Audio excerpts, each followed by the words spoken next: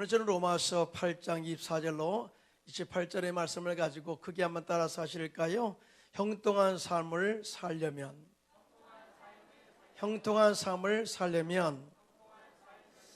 이러한 제목으로 은혜의 말씀을 나누고자 합니다.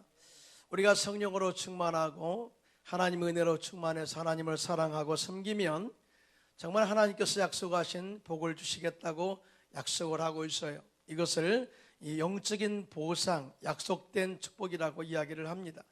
그래서 하나님께서는 모세에게 계속해서 네가 하나님을 사랑하고 그의 명령과 규례와 법도를 지켜 행하면 네가 번성하게 될 것이다. 그리고 네가 가서 내가 약속한 적과 꾸는 가나안 땅을 차지하게 될 것이다 라고 약속하셨고 또 그 약속을 이루신 것을 보게 됩니다. 오늘 본문의 사도 바울도 우리가 하나님을 잘 섬기고 사랑하고 말씀대로 행하면 모든 것이 합력하게 또 선을 이루게 하신 형통의 복을 주시겠다고 약속을 하고 있는데요, 이러한 축복의 형통을 우리 성도님들이 다 받아 누리시기를 예수님의 이름으로 축원합니다. 자, 그러면 이러한 보장된 형통의 복을 받기 위해서 우리가 영적으로 어떻게 해야 되느냐? 첫째로 전심으로 하나님을 사랑해야 된다라고 가르쳐주고 있어요. 여러분, 신앙생활의 근본은 사랑입니다. 그게 아멘 할까요? 예, 신앙생활의 근본은 사랑을 빼놓고 신앙생활할 수 없어요. 왜냐하면 하나님이 우리 인생들을 사랑하사 독생자를 주셔서 십자가의 죽으심으로 우리를 구원하셔서 이것을 십자가의 희생적 사랑이라고 이야기합니다. 그런데 로마서 5장의 8절에 보니까 이런 십자가의 희생적 사랑을 통해서 하나님께서 우리에 대한 사랑을 확증했다고 이렇게 기록하고 있어요. 그러니까 하나님이 우리를 사랑하셔서 구원하시기 위해서 독생자 예수님을 보내셨다. 이것은 사랑의 증표다라고 이야기해요. 그런데요, 하나님은 이제 내가 사랑하여 너희를 구원했으니 이제 사랑의 은혜를 받은 너희들이 하나님은 즉 나를 사랑하라 이렇게 말씀을 하고 있어요. 로마서 8장 28절입니다. 시작. 우리가 알거니와 하나님을 사랑하는 자 곧 그의 뜻대로 부르심을 입은 자들에게는 모든 것이 합력하여 선을 이루느니라. 아멘이죠. 하나님의 사랑에 대해서는요 아무나 할 수 없다는 거예요. 하나님의 뜻대로 부르심을 입은 자들 가운데서 하나님을 사랑하면, 하나님께 나와 경배하면, 하나님을 예배하면 하나님이 그에 따른 보상의 복을 주시겠다고 말씀을 하고 있어요. 여러분, 하나님은 아무나 나를 사랑하라 그렇게 말하지 않아요. 절대적으로 택함 받은 백성들에게 내가 너희를 사랑해서 세웠으니 불렀으니 이제는 너희가 나를 사랑하라 라고 하는 이 요구 조건을 이야기하고 있어요. 그래서 하나님께서는 모세에게 하나님을 사랑하면 택함 받은 백성들이 말씀대로 살면 그 법도를 행하면 라고 이런 조건적 사랑의 요구를 하고 있는데요, 신명기 6장 4절 6절입니다. 시작. 이스라엘아 들으라. 우리 하나님 야훼는 오직 유일한 야훼시니 너는 마음을 다하고 뜻을 다하고 힘을 다하여 내 하나님 야훼를 사랑하라. 그러니까 적당히 사랑하지 말고 마음을 다하고 힘을 다하고 뜻을 다하여 온몸을 다하여 하나님을 사랑하면 이에 따른 보상을 주시는데, 신명기 6장에 보니까 아주 구구절절히 나와 있어요. 네 조상들에게 주리라 맹세하신 땅으로 너를 들어가게 하겠고 네가 건축하지 아니한 그와 아름다운 성읍을 얻게 하시며 네가 채우지 아니한 아름다운 물건이 가득한 집을 얻게 하시며 내가 파지 아니한 우물을 차지하게 하시며 내가 심지 아니한 보도원과 감람나무를 차지하게 할 것이다 라고 이 모든 세상의 주관자가 하나님이심을 알게 하겠고 그 하나님이 너에게 너희의 모든 수고도 하지 않고 적당한 때에 그 약속된 것들을 이루시겠다고 말씀을 하고 있어요. 여러분 믿으시면 아멘 하시기 바랍니다. 여러분, 우리 신앙생활에 복받는 것은 내가 열심히 일하는 것도 중요하지만 가장 중요한 것은 하나님이 하늘문을 여시고 복을 주실 때 확실한 축복이 되는 것이고 이 축복이 영원히 우리 가문에 남게 된다는 사실을 절대 믿게 되시기를 예수님의 이름으로 축원합니다.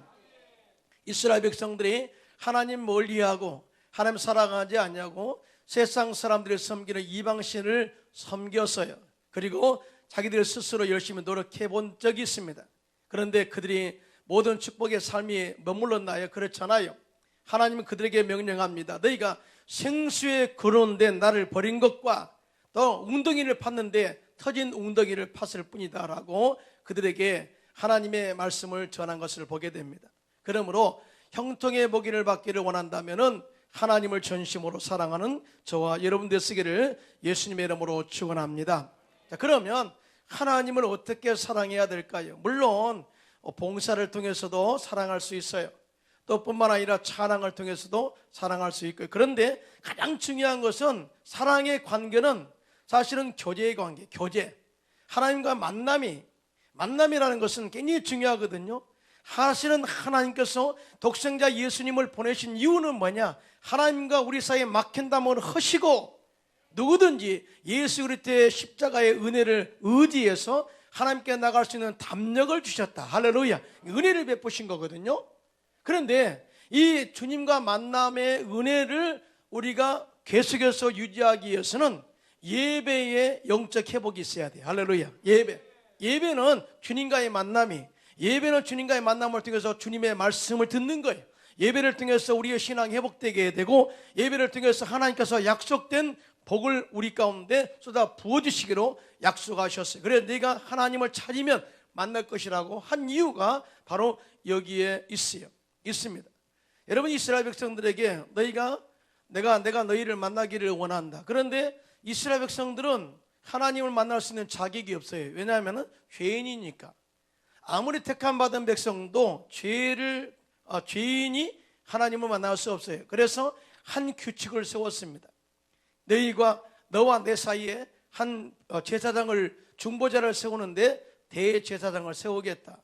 그 대제사장이 짐승을 잡아서 또 짐승의 몸은 각을 떠서 하나님께 번제로 드리고 나머지 피는 받아가지고 또 속죄소에 들어가서 지성소에 들어가서 속죄소의 피를 뿌림으로 말미암아서 모든 죄, 너희들의 죄를 사하시겠다. 이런 이 규칙을 정해놨어요. 그래서 1년에 한 번씩 이스라엘 백성들을 위해서 제 대제사장이 짐승을 잡고 또 피를 가지고 그 짐승의 피를 가지고 지성소에 들어가서 속죄소에 피를 뿌림으로 말미암아서 죄 용서함의 은혜를 받게 되는데요. 사실은 그때 당시에 백성들은 뭘 할까요? 백성들은 도대체 뭐 할까요? 여러분, 대제사장이 지성소에 들어가서 예배 드릴 때, 즉 피를 뿌릴 때에 또 하나님께 예배하고 경외하고 집례할 때 백성들은 밖에서 숨을 죽이고 대제사장이 나올 때까지 기다렸어요. 사실은 대제사장이 들어갈 때 그냥 들어가지 않고 발목에 방울을 달았고요. 또 발목에 큰 튼튼한 끈을 이렇게 묶어서 들어갔습니다. 왜냐하면 하나님께서 집례하다가 그 예배를 받지 않으신다 그러면은 대제사장이 그 자리에서 죽었어요. 그래서 어떻게 대제사장이 살 수 있는 방법을 알았느냐? 방울 소리를 듣고 여러분, 성막 주위로 백성들이 다 참잠하게 땅에 엎드려서 하나님을 경외하고 예배하고 오직 이 대제사장의 방울 소리에 집중하고 있거든요. 왜냐하면 하나님이 그 예배를 받으신가 안 받으신가를 듣기 위해서. 방울 소리가 딸랑딸랑 나면 아직 하나님께서 제사장과 교제하고 있구나. 또 하나님께서 제사장의 예배를 받으셨구나. 이거는 이 공동 대표니까 그들의 죄를 사하셨구나. 그걸 깨닫게 되는 거예요. 만약에 방울 소리가 끝인다 그러면 죽었잖아요. 죽은 거예요. 그럼 누가 들어가서 그 시체를 꺼내옵니까? 아무도 못 들어가요. 그래서 발목에다가 끈을 묶어서 들어가게 한 이유가 밖에서 끈으로 시체를 끌어 당겼다 그 말이에요. 그러니까 예배 드릴 때에 모든 백성은 엎드려서 하나님을 경배했고 오직 제사장이 집례하는 것에 집중했고 오직 하나님의 은혜만을 사모한 모든 백성들의 모습인 것을 보게 됩니다. 이것이 현재 우리의 예배의 모습이어야 된다 그 말이죠. 여러분 믿으시면 아멘 하시기 바랍니다. 그러니까 예배는 사회 보시는 목사님, 말씀 증거하는 목사님, 기도하시는 장로님, 헌금 기도하는 암수 집사님 찬양하는 성가대만 드린 것이 아니라 모든 성도가 하나님의 말씀에 집중하고 하나님의 뜻에 집중하고 하나님께서 우리에게 주시는 메시지에 대하여 깊이 우리 은혜를 사모할 때 하나님께서 예비하신 은혜와 복을 주시고 제 용서도 주시고 또 우리를 영적으로 회복하는 기회를 주인다는 사실을 절대 믿으시기를 예수님의 이름으로 축원합니다. 그런데요, 이 예배는 우리 신약시대는 은혜예요. 은혜. 구약에는 사실은 대제사장이 지성소에 들어갈 때 매일마다, 아니 1년에 한 번씩 뿐만 아니라 매 들어갈 때마다 짐승을 잡았어요. 여러분, 한 사람 한 사람의 죄를 사하기 위해서 짐승을 가져왔을 때 얼마나 많은 짐승들이 희생을 당했겠어요. 그래서 그 짐승의 피가 강물을 이루었다 그랬어요. 강물을 이루었다. 그런데 이제는 그 짐승의 피로 우리가 들어가는 것이 아니라 예수님의 피로 들어간다. 왜? 예수님은 우리의 대제사장이 되시고 우리의 어린 양이 되셔서 하나님께 단번에 드려짐으로 말미암아 우리의 모든 주님과의 만남을 회복해 주신 거예요. 할렐루야. 이게 얼마나 은혜인지 몰라요. 자, 이에 대해서 히브리서 9장 11절로 12절에 이렇게 말씀합니다. 시작. 그들께서는 장래의 좋은 일에 대제사장으로 오사 손으로 짓지 아니한 것 곧 이 창조에 속하지 아니한 더 크고 온전한 장막으로 말미암아 염소와 송아지의 피로 하지 아니하고 오직 자기의 피로 영원한 속죄를 이루사 단번에 성소에 들어가셨느니라. 아멘이죠. 여러분, 제가 헝가리에 있을 때 사무실을 하나 샀어요. 150년 된 건물인데요.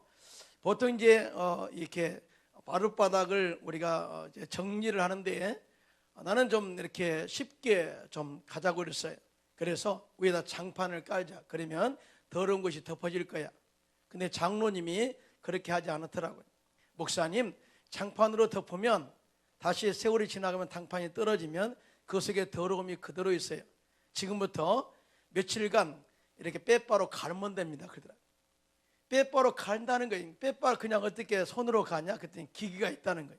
기계. 그래서 아침부터 저녁까지 밤에는 일을 못하니까 장로님하고 저거 딱 머리에 수건 눌러쓰고 또 안경 끼고 그다음에 마스크하고 계속 하는 소리 알잖아요. 빼박 하는 소리 엄청나게 갈았어요. 엄청나게. 그런데요, 갈 때 그 두꺼웠던 그 나무 바닥이 다 이렇게 벗겨지면서 그 더러웠던 것이 다 아주 사라지고 그 위에다가 다시 니스를 칠하고 그 다음에 또 니스를 칠하고 그 위에 또 이렇게 반짝반짝한 니스를 칠하니까 유리처럼 그렇게 빛나는 새로운 것이 되었어요. 사실 우리가 예수 그리스도의 십자가의 은혜가 이와 같은 거예요. 우리가 예수를 믿으면, 우리가 주님께 회개하고 죄를 고백하면 하나님께서 우리의 모든 죄를 씻었다 그랬어요. 그래서 빼바로 가는 것처럼 완전히 갈아서 흔적도 없이 만들었다. 이것이 바로 하나님의 은혜예요. 할렐루야. 그러니까 구약의 짐승의 피는 죄를 덮었어요. 그러니까 걷어내면 여전히 그 속에 죄가 있고 더러움이 있어요. 그래서 이것을 이례적인 그런 효과밖에 없어요. 짐승의 피는. 그러나 예수님의 피는 영원이고 영원히 우리 죄를 씻으신 하나님의 은혜다. 여러분 믿으시면 아멘 하시기 바랍니다.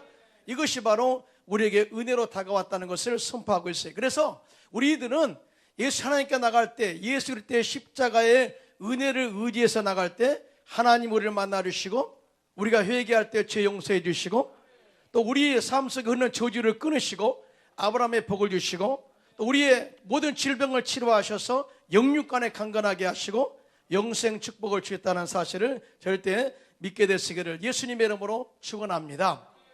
우리 교회는요 참 복 있는 교회죠. 제가 보면 알아요. 여러분들이 말씀에 얼마나 집중하고 있는 걸 압니다. 물론 하나님께서 여러분에게 주신 은혜죠. 할렐루야. 그런데 통계에 의하면 많은 사람들이 예배를 소홀히 하고 있다는 거예요. 말씀에 집중하지 않고 이 자리에 앉아있지만 다른 생각하고 있고, 그런 사람들이 무려 55.5%나 된다고 염려하고 있어요. 그 정도로 오늘날 많은 사람들이 예배에 소홀히 하고 예배에 대한 집중하지 못한, 다시 말해서 은혜를 받지 못한 상태에 있다라고 신앙의 선배들이 지적하고 있습니다. 근데 감사하게도 우리 광명 순복음교회 성도님들은 모두가 다 100% 예배에 집중하고 말씀에 집중하고 은혜에 집중해서 그 은혜를 받아 누리게 된 줄로 믿습니다. 잠언서 8장 17절입니다. 시작. 나를 사랑하는 자들이 나의 사랑을 입으며 나를 간절히 찾는 자가 나를 만날 것이니라 라고 말씀하고 있어요. 하나님을 찾는 자 만나고 사모한 자 하나님의 은혜를 받게 된다. 여러분, 다윗을 보면 참 이렇게 의심갈 때가 많아요. 다윗은요 사실은 왕감이 아니었어요. 자기 아버지 이새가 볼 때도 다윗을 왕감이다 라고 절대 말하지 않았어요. 그래서 이 사무엘이 하나님의 말씀에 순종해서 이새의 가정에서 아들 가운데 왕의 감을 찾아가지고 기름 부으려고 할 때 아예 다윗은 보여주지도 않았습니다. 다윗은 아직 어린이처럼 아주 약해 보였고요, 또 얼굴이 좀 약해 이렇게 이쁘장하게 생겨서 왕감이 아니었다. 우락부락하지도 않고 뭔가 용기 있는 것도 없고, 그러니까 굉장히 왕감이 아니라고 생각하고 아버지가 제껴놨어. 그런데 하나님께서 나는 사람을 외모로 취하지 않고 마음의 중심을 보신다 하시고 하나님께서 다윗에게 기름 부으라고 해요. 기름 부었어요. 그런데 그의 삶에 또 실수가 있습니다. 왕이 되고 나니까 이제는 한가한 거예요. 그래서 이 성전 뜰을 걷다가 밧세바를 발견하고 밧세바를 취해서 간음죄를 저지르죠. 이 죄를 숨기기 위해서 그의 남편 우리야를 최전선에 보내서 전쟁에서 죽게 만들었어요. 그러니까 간음죄와 살인죄를 저지른 자가 됐어요. 그러니까 인간적으로 보더라도, 인격적으로 보더라도, 성품적으로 보더라도 왕감이 아니죠. 그런데 하나님은 다윗을 너무 사랑했어요. 왜냐하면 이 나단 선지자가 이 죄를 지적합니다. 왜 이렇게 죄를 지었습니까? 했을 때 그가 통에 자복합니다.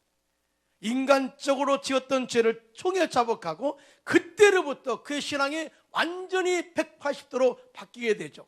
오직 하나님만 바라봅니다. 하나님 은혜를 사모합니다. 그래서 시편 전체에 구구절절이 다윗의 회개 기도가 들어가 있고 하나님을 향한 그 열정과 간절함의 소망들이 그 시편에 그대로 기록된 것을 보게 돼요.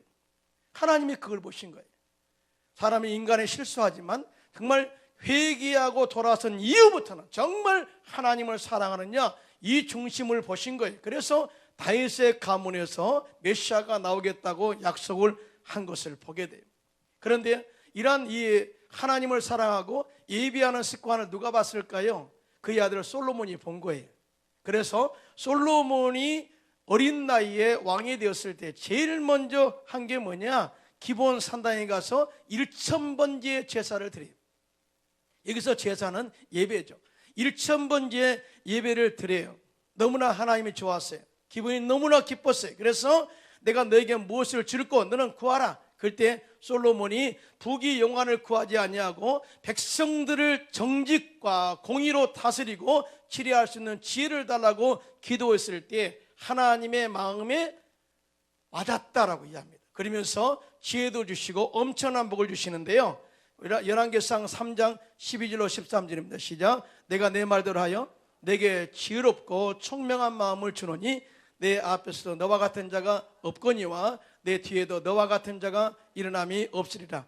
내가 또 내게 구하지 아니한 부귀와 영화도 내게 주노니 내 평생의 왕들 중에 너와 같을 자가 없을 것이라. 할렐루야. 예, 하나님을 사랑하면 지혜도 주시고 부귀 영화 공명도 주시고 형통의 복을 주신다는 것을 믿으신 분만 손들고 아멘 하시기 바랍니다. 이러한 축복을 받아 누리는 저와 여러분 되시기를 예수님의 이름으로 축원합니다.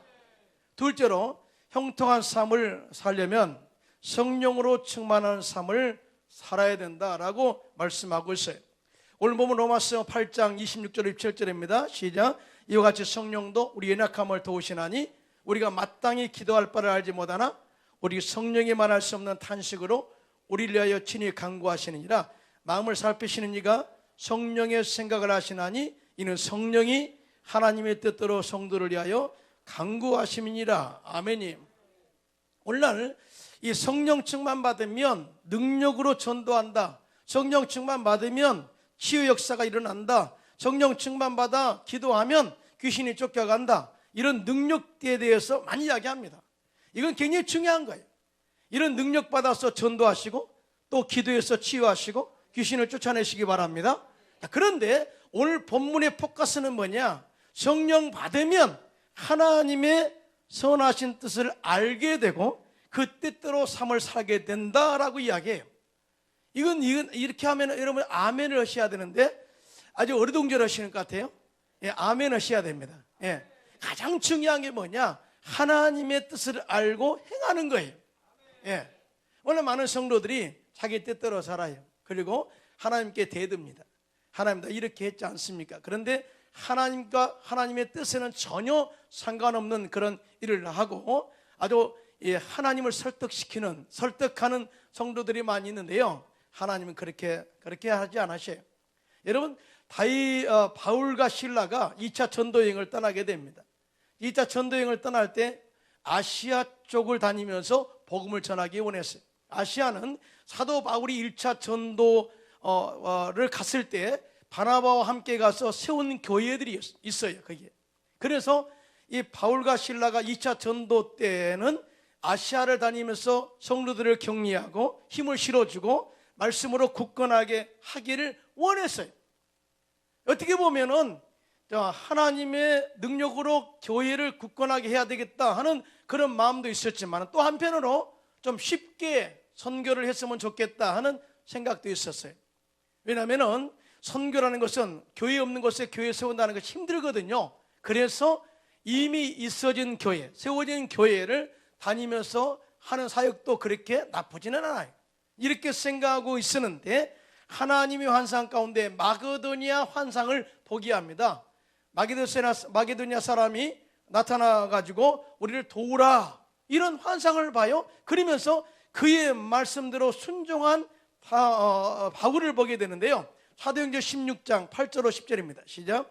무시아를 지나 드라로 내려갔는데 밤의 환상이 바울에게 보이니 마게도니아 사람 하나가 서서 그에게 청하여 이르되 마게도니아로 건너와서 우리를 도우라 하거늘 바울이 그 환상을 보았을 때 우리가 곧 마게도니아로 떠나기를 힘쓰니 이는 하나님이 저 사람들에게 복음을 전하라고 우리를 부르신 줄로 인정함이러라. 아멘.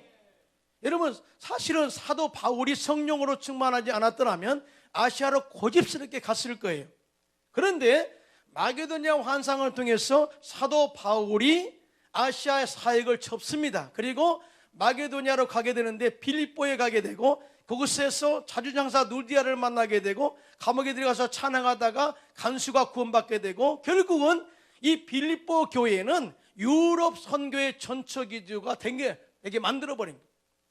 유럽 선교를 위해서 하나님이 사도 바울을 먼저 보내시고 교회를 세우게 하시고 유럽 전역에 복음이 전하게 하여서 그 복음이 다시 이 프리탄 선교들을 통해서 미국으로 건너가게 하시고 미국에 또한 하나님께서 나라를 세우시고 그 선교사님들을 통해서 아시아로 다시 복음을 전해서 우리에게도 복음을 듣게 하신 하나님의 그 섭리를 깨닫게 해주신 거예요. 여러분 믿으시면 아멘.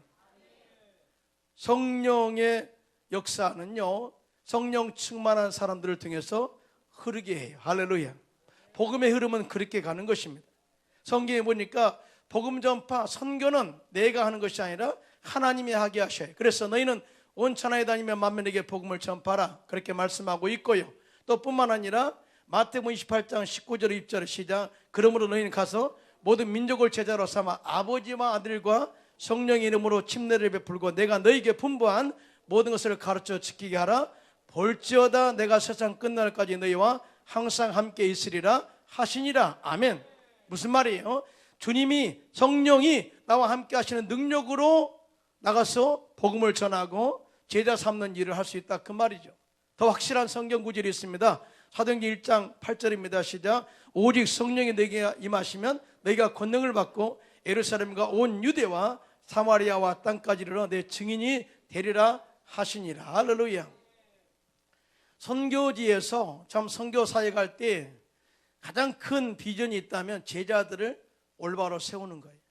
현지인 제자들이 앞으로 그 나라를 또 선교 사역을 이어가는 그런 제자가 올바로 세워질 때 선교의 열매가 주렁주렁 맺게 되는 것을 보게 됩니다. 그러나 제자를 세우는 일이 그리 쉽지 않아요. 현지인 제자들을 문화도 이해해야 되고, 그 다음에 가장 중요한 것은 성령의 능력으로 하나님의 뜻을 알아야 되는데, 그렇지 못하기 때문에 제자를 세우는 일이 그만큼 힘들어요. 우리가 몇 년 전 카자흐스탄에 선교 갔을 때 침켄트 순복음교회에서 열심히 사역하고 있는 현지인 부목사님을 만났어요. 얼마나 성령으로 충만하고 열심히 선교하든지 봉사하든지, 그 담임 목사님, 즉 담임 목사님은 선교사님인데, 선교사님이 그 부목사님이 이렇게 성령 충만하고 충성한 동기가 있었다라고 간증을 하더라고요. 그 부목사님이 주의 종으로 부름받아서 열심히 목회를 하는데 생활이 너무나 어려웠어요. 그래서 목회를 그만두고 모든 것을 다 그만두고 택시 운전, 세상 직업으로 돌아갔습니다. 그래서 돈을 모으는 재미로 유일한 낙을 삼고 열심히 이렇게 살고 있는데, 어느 날 갑자기 택시 강도를 만났어요. 택시 강도 만나가지고 디디게 말했습니다. 허벌나게 말했습니다. 겁나게 말했습니다. 뭐 거의 죽을 만큼 겁나게 말해가지고 뭐 혼수 상태까지 갔다고 합니다. 혼 상태. 그런데요, 사실은 이 죽음이라는 것은요, 자기가 안 돼요. 가물가물 하면서 뭔가 정신은 살아있고, 그때 회개기도 했대요. 하나님 잘못했습니다. 용서해 주세요. 다시 하나님의 일을 할 수 있는 기회를 주세요 하고 기도하는데요, 그 죽음의 문턱에서 하나님이 그를 다시 부르시는 음성을 듣게 되었어요. 더 크게 놀라운 게 뭔지 아십니까?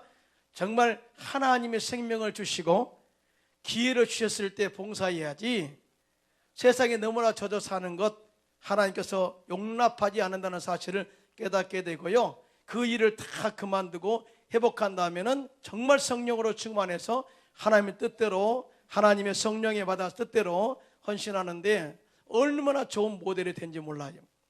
그의 사역을 통해서 침켄트 순복음교회가 부흥되고 하나님께서 그를 멋지게 사용한 것을 보았습니다. 여러분, 성령 충만해야 하나님의 뜻을 알 수가 있어요. 그리고 그 뜻대로 살아갈 때 하나님께서 다시 우리를 복 주시고 사용하시는 은혜가 있다는 사실을 절대 믿으시기를 예수님의 이름으로 축원합니다. 셋째로, 형통한 삶을 살려면 미래의 꿈과 소망을 가지고 살아야 된다라고 가르치고 있어요. 오늘 본문 로마서 8장 24절 25절입니다. 시작. 우리가 소망으로 구원을 얻었음에 보이는 소망이 아니니 보는 것을 누가 바라리요. 만일 우리가 보지 못하는 것을 바라면 참음으로 기다릴지니라고 말씀을 하고 있습니다.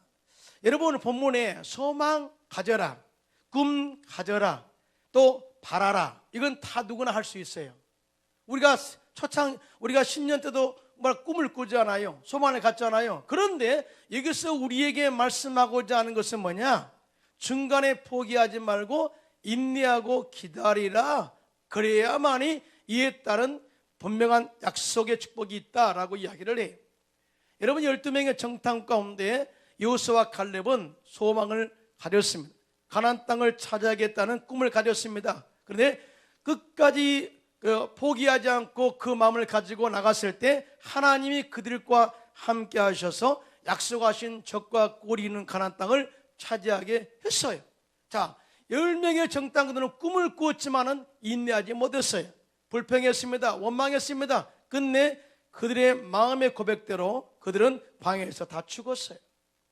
그러니까 무슨 말이냐면은 소망은 다 품을 수 있다 그 말이죠. 그런데 인내를 온전히 이룰 때에, 끝까지 참을 때에 그에 따른 보상이 있다는 것을 우리에게 말씀하고 있는데, 오늘 이 말이 만일 우리가 보지 못하는 것을 바라고 있다면 참음으로 기다릴지니라. 보이는 것은 소망이 아니라는 거예요. 보이는 것이 있는 거예요. 여기에 물병이 없어요. 물병이 없는데 있는 것을 믿어 소망 바라는 거죠. 물병이 있을 때까지 기다리라는 거죠. 여기서 보이는 것은 소망이 아니에요. 이미 있는 것이에요. 이 믿음은 소망으로 시작됩니다. 할렐루야. 그래서 보이지 않는 것들에 바라는 것이 믿음이다. 이것이 소망으로 표현할 수 있고 꿈으로 표현할 수 있어요. 그런데 이걸 이루는데 결정적인 우리에게 하나 요구하는 것이 뭐냐? 인내라는 거예요. 인내. 요즘 중국 선교가 많이 힘들어요. 그냥 비자를 안 줘요. 우리 중국에도 우리 선교사 신학교, 우리 선교사님 신학교를 우리가 후원하고 있는데요. 최근에 편지가 왔어요. 중국 전당대회를 기점으로 신학교에 조사가 나왔는데 3번이나 조사가 나왔대요. 3번이나. 한번 조사하면은 한 20명씩 나와가지고 조사하는데 3번이나. 또 아무리 문제가 없으니까 또 조사하고 3번이나 조사했다고 합니다. 그러니까 조사하는 기간에는 아무것도 못 한대요. 교수들도 한국에서 전부 다 못 오게 하고 딱 중지시키고, 또 선교사님도 피신해 있고, 이런 모든 과정이 너무나 힘들다는 거예요. 그런데 이번에 전당대회가 끝나면서 모든 것이 이제 잘 스무스하게 다 마무리되었고, 또 좋은 결과를 나와서 다시 신학교를 할 수가 있다고 기도 많이 해주셔서 감사하다고 그렇게 저 편지가 왔어요. 물론 메일로 편지가 왔죠. 제가 선교사들을 제가 많이 알잖아요. 저는 벨라루시, 백러시아 수도의 민스키에 선교를 간 적이 있어요. 1992년도에 우리 선교사님 한 분을 그쪽으로 파송하고 함께 그곳에 가서 전도해 가지고 교회를 세웠어요. 교회가 너무 부흥됐어요. 몇 달간 한 1년 1년이 안 됐을 때 처음에는 비자를 내줬는데 중간에 교회가 부흥되니까 이 사람들이 두려운 거예요. 그래서 비자를 발급을 해주지 않았어요. 결국은 선교사님 그곳에서 추방됐죠. 추방이라는 것은 어떤 용어를 쓰지 않아도 비자 발급 안 해주면 추방이에요. 결국은 그곳에 나와가지고 우크라이나에 가가지고 선교의 큰 역사를 이루게 된 것을 보게 되었는데요. 이 선교에서 비자가 안 나오면 힘든 거예요. 그런데요, 이 무슬림 국가 카자흐스탄 침켄트 순복음교회 선교사님도 비자가 한동안 안 나온 적이 있었어요. 비자만 안 나왔나요? 설교도 못하게 했죠. 또 교회의 모든 등록을 다 취소하고 다시 재등록하라고 그러죠. 이런 모든 와중에서 정말 걱정하고 근심하고 있을 수 있잖아요. 근데 너무나 태평한 거예요. 물었어요. 이딴 때는 어떻게 해야 됩니까? 그랬더니 참고 기다리면 됩니다. 참고. 이런 일들이 옛날에도 있었고 또 지금도 있고 앞으로도 있을 거예요. 이럴 때는 참고 기다리는데 기도한다는 거예요. 하나님, 이 뜻이 이 땅 가운데 이루어지기를 원합니다. 이 땅 가운데 온전한 성령 충만한 제자가 심어지기를 원합니다. 그들이 이 땅을 좀 변화시키는 주역이 되기를 원합니다. 하나님 뜻이 이루어지기 위해서 재등록과 이 모든 절차가 순탄하게 이루어지게 하옵소서 하고 기도하고 기다리면 된다는 거예요. 아니나 다를까 이렇게 기도하고 한 1년 정도 되는데 연락이 왔어요. 목사님, 재등록 끝났고요. 또 당신도 선교사님도 다시 비자를 인정해 줘서 계속해서 가르칠 수 있는 그런 강단에 또 축복 말씀 전할 수 있는 권한도 부여해서 이제는 설교하고 있습니다 라고 그렇게 승리를 저에게 알려줬을 때 너무나 기뻤습니다. 할렐루야. 하나님은 살아계십니다. 여러분, 우리 신앙에서 가장 큰 우리의 신앙의 모델은 예수님이세요. 예수님께서는 십자가에서 마귀를 멸하셨고 또 우리에게 신앙의 승리가 뭔가를 제대로 보여주신 분이죠. 그래서 히브리서 기자는 히브리서 12장 2절에 이렇게 말씀합니다. 시작. 믿음의 주여 또 온전케 하시는 이인 예수를 바라보자. 그는 그 앞에 있는 기쁨을 위하여 십자가를 참으사 부끄러움을 기했지 아니하시더니 하나님 보좌 우편에 앉으셨느니라. 아멘. 여러분, 예수님이 전 인류의 구원이라는 대사명을 가지고 오셨어요. 그러나 그 길이 순탄하지 않았다는 거죠. 그럴 때 오직 하나님만 바라봤다는 거죠. 오직 그 사명에 집중했다는 거죠. 그럴 때 하나님께서 함께 하심으로 그 십자가에서 죽게 하시고 또 부활하게 하시고 그 다음에 모든 사람이 그 이름 앞에 무릎을 꿇게 하시고 하나님께서 예수님을 오리셔서 하나님 보좌 앞에 앉게 하셔서 영원한 승리를 선포했다. 이것이 바로 우리의 신앙의 모델입니다. 할렐루야. 그러므로 신앙생활할 때 고난이 올 거예요. 힘들 때가 올 거예요. 그럴 때마다 하나님의 사인입니다. 더욱 하나님을 사랑하라. 더 다른 거 없어요. 하나님을 인간적인 방법으로 살면 더 힘들어요. 하나님을 사랑하십시오. 할렐루야. 두 번째, 성령으로 충만해서 하나님의 뜻이 무엇인가를 분별하고 말씀대로 살아라. 이거예요. 그 다음에 세 번째, 꿈을 갖되 꿈이 이루어질 때까지, 소망을 갖되 소망이 이루어질 때까지 인내하라. 이거예요. 그러면 하나님께서 약속된 보장, 합력하여 선을 이루게 하시는 보장, 또 형통의 축복을 보장하시고 그걸 이루겠다고 약속을 하고 있는데요, 이러한 축복을 다 받아 누리는 저와 여러분 되시기를 예수님의 이름으로 축원합니다.